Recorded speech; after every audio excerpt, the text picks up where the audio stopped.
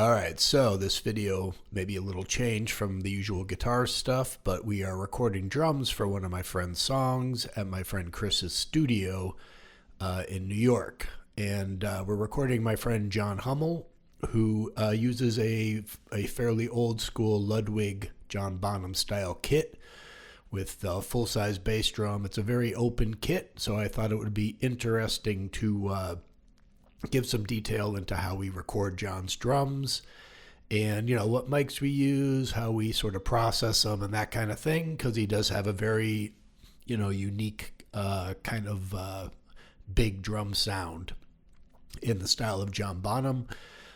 John plays in a ton of bands in the New York area and has for years and years.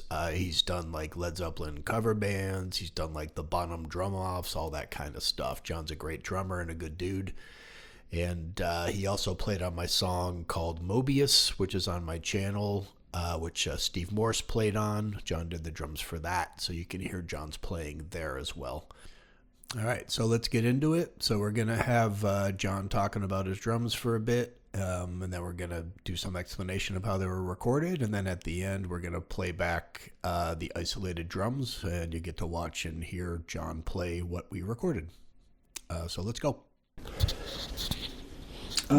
So I'm using, it's a Ludwig Classic Maple kit, and it's a 14, 26, 18, a Superphonic snare drum, Pacey 2002s all around, and I tune everything really open, you know, no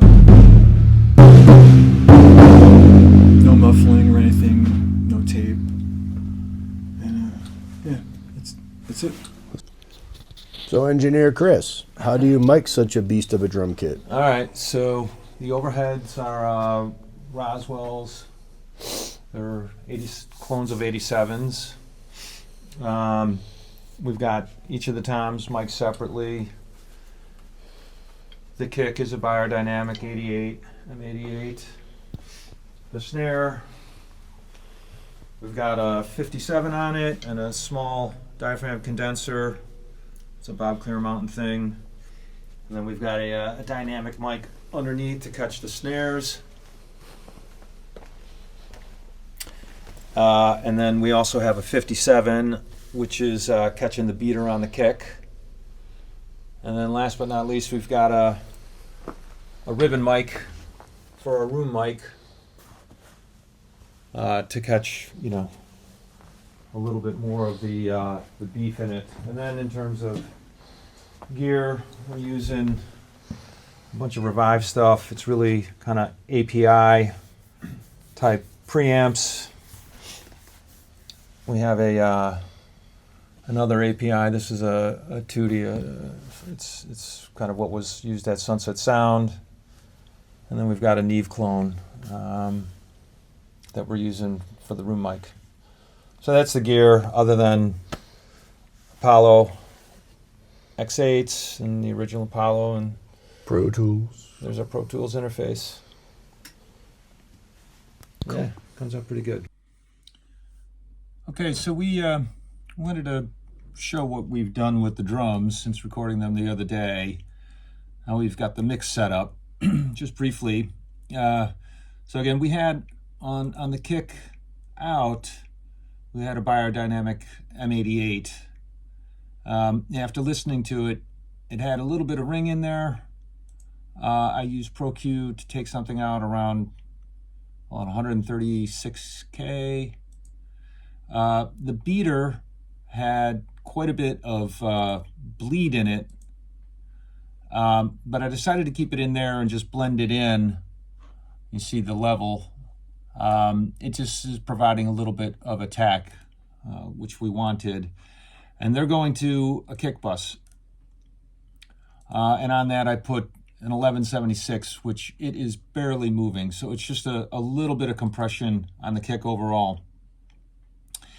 On the snare, again, we used a combination of a 57 and a small diaphragm condenser, which we were careful about phase. Again, there was a little bit of a ring in there, so we dipped that in Pro Q, just to take it out around 570K. And then on the bottom, we had a 57 style dynamic mic and Audix. Again, use Pro Q to take out a bit of ring there. We've got a nice snappy snare at this point. And that all went to a snare bus, which again, we've got a 1176, just a little bit of compression. For, rack tom, floor tom, overheads, really nothing going on. They sounded great.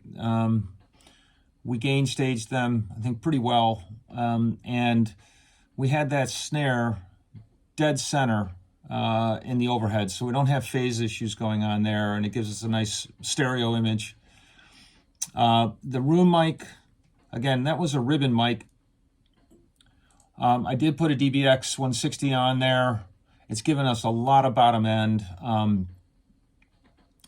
Just sort of gives the drums a bit more presence. And that all goes to the drum bus. Again, using 1176, very, very little compression there. I tried out and decided to keep an API 2500. This is, again, just barely moving, but it gave the drums, overall more presence, and just felt great, so we kept it in there. Overall, the goal here was to have very natural sounding drums, open, analog type sound, which is what we got. And the only other thing that I had to do is that we were getting so much bleed through the rack tom mics. They were the Audix dynamics that, we muted everything that wasn't supposed to be in there.